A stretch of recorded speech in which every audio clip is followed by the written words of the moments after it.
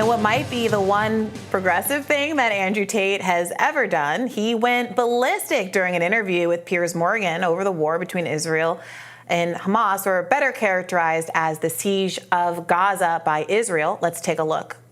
Let me ask you a question, because I want to understand your point of view. It's actually my interview with you. Yeah, but you tried to understand mine. I just want to understand your point of view. Mm-hmm. If I believed, or if Israel believed, that one of the people in your house was a terrorist and decided to destroy your entire house and kill your entire family, would you sit and say, well, maybe there was a terrorist inside, I accept that? Or would you be enraged?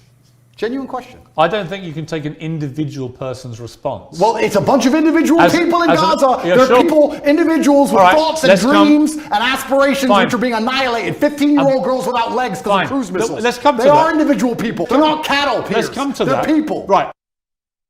Now, I did not expect that turn. It's kind of similar to the argument that you heard Elon Musk made. Of course, this was before his trip to Israel.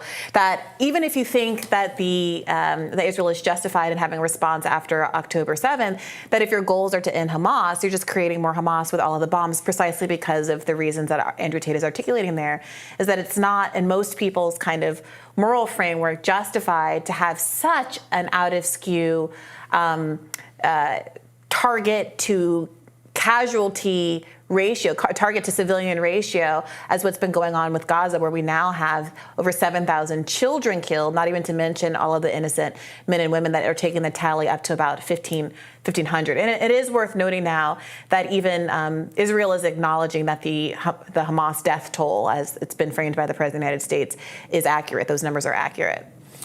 Yeah, look, I think I've made the exact same analogy as Andrew Tate. I'm a little embarrassed to be saying that before on the show, that, just because, if a group of carjackers or something, God knows there's plenty of that in my neighborhood, came and were hiding out in my apartment building, and the police response was to blow up my apartment building with me and all my neighbors in it, I wouldn't consider that fair, and the survivors would probably be pretty radicalized against the government. So Israel ought to take that into serious consideration. I read a piece by Eric Levitz in New York Magazine the other day that made some sense to me. And he says very clearly, it's not that Hamas has legitimacy, or that in an ideal world they would not exist. Ideally they would be gone, but can that goal be accomplished without so much death? Can it be accomplished basically at an acceptable toll, at an acceptable cost?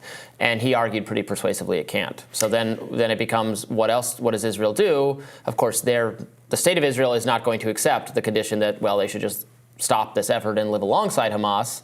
But if you care about limiting civilian deaths, this seems very, and which I'm not saying Israel does, or to a sufficient degree, that seems pretty incompatible with the goal of getting rid of Hamas at this point. People are saying that Israel does have a respect for life that is commensurate with kind of international standards, international law, and individual morals, even though we're kind of seeing evidence to the contrary. One of the State Department spokespersons was asked recently about this question. Do you think Israel is targeting their targets sufficiently? Do you think the civilian death toll is in violation of international law? And the response that these spokespeople routinely give is that, yes, that Israel doesn't target civilians, that Israel isn't responsible, that there's no accountability, there's no reflection on whether or not we should take note of the fact that the death toll here and the child death toll here is more than the combined child death toll of all of the conflict zones in the world this year to date in the last 2 months. I mean, clearly Israel isn't just acting in response to a terror event. They're doing more than every other actor in the world in a conflict zone combined. And so at a certain point, you can't say this is just what happens in war. War is war. This is par for the course. At a certain point, you have to acknowledge that what we're seeing here is disproportionate and wildly out of sync with what the norm is. Well, I mean, it seems like it's outside the norm because, frankly, we don't see a lot of conventional war anymore. But I mean, we reduced entire cities in Germany and Japan to rubble. We killed thousands and thousands of people, women and children, non-combatants, in the course of our campaign to eliminate or force the surrender of a hostile regime. I mean, that is what they're doing. Hamas is a hostile regime. It is a siege of Gaza, but it's also a war between two organizations, Hamas and the State of Israel. That's what's happening, and so they're pursuing the aim of the surrender or elimination of the other organization. Is Palestine a state? Does Palestine get to have statehood? Does Palestine get to have an army? Is it allowed to have an army? I mean, they got to vote for the people in charge of them. Is Palestine allowed to have a standing army? They have combatants who attacked Israel. Does Palestine have a standing army? No. It doesn't, and it is not allowed to because it's not allowed statehood or any of the self-determination that a state would have. That's what Palestinians are fighting for. They're fighting for the same privileges. But they are fighting. You concede that. Of course. Why shouldn't they? Right. So it's a military conflict between. People. Civil rights movement fought for their freedom. The South African apartheid fought for our freedom. They're fighting with violence. I hate to break it to you, but the Revolutionary War, South African apartheid, the end of slavery, all of that happened with violence. And the Revolutionary War, the response in the Revolutionary War was that the country we were revolting against sent ships full of people to kill us, to kill the people leading the revolution.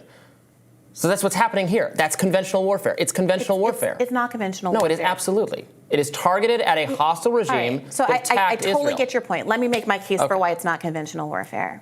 It's not conventional warfare because for the last 17 years, the people of Gaza have been kept in an open-air prison, a literally walled area that's about the size of Queens. 2.3 million people live there. That it's characterized as one of the most densely populated places on the earth. Israel controls the flow of electricity, and the flow of water, and the flow of food into and out of Gaza. It also controls the flow of people. People cannot leave Gaza without permission. Gaza is not allowed to have its own airport. The people of Gaza are largely stateless and have trouble. The people of Israel, many of whom evacuated after October 7th. They had dual citizenship. Many of them are Americans who were able to come here or go to other parts of the world. They have access to airports and free egress and ingress. The people of Palestine do not have that. So to say that this is conventional warfare, where you have people that are pinned in conditions that are much closer to a Warsaw ghetto camp, and then to drop more pounds of bombs on them in a few-week period than we dropped on Afghanistan in a year and call that conventional warfare. Many people would consider that much more of a David and Goliath situation, where you're taking a bound, unprepared, defenseless population and exterminating them. And now I think you're getting people like Andrew Tate, who, whatever his politics are, having empathy with the plight of Palestinians, because you're seeing footage like this. You're seeing reporting that Israel is asking people repeatedly to evacuate and evacuate and evacuate, and then bombing the locations that they're evacuating to. Remember, initially they said, well, we're being humane because we told everybody to evacuate to the south. Bombed people while they were on the evacuation route that they were told they were safe. And then it started to bomb hospitals and civilian centers in the south, despite saying that those were safe zones. And now, they're basically admitting, they're dropping these flyers from the air saying, you got to get out of here, we're about to bomb. But international humanitarian organizations and everyone is observing that there's simply nowhere else to go. Again, imagine if 17,000 people were killed in an area the size of Queens, and that 80% of all homes had been destroyed in Queens, that there was a wall around Queens, and the people there had no place to go. I agree with you to describe this as a kind of David and Goliath conflict, although that's probably a bad metaphor because David famously defeats Goliath, right? But a very lopsided conflict with Israel has vastly more power and resources to inflict punishment on the Palestinians than the Palestinians do to inflict on Israel.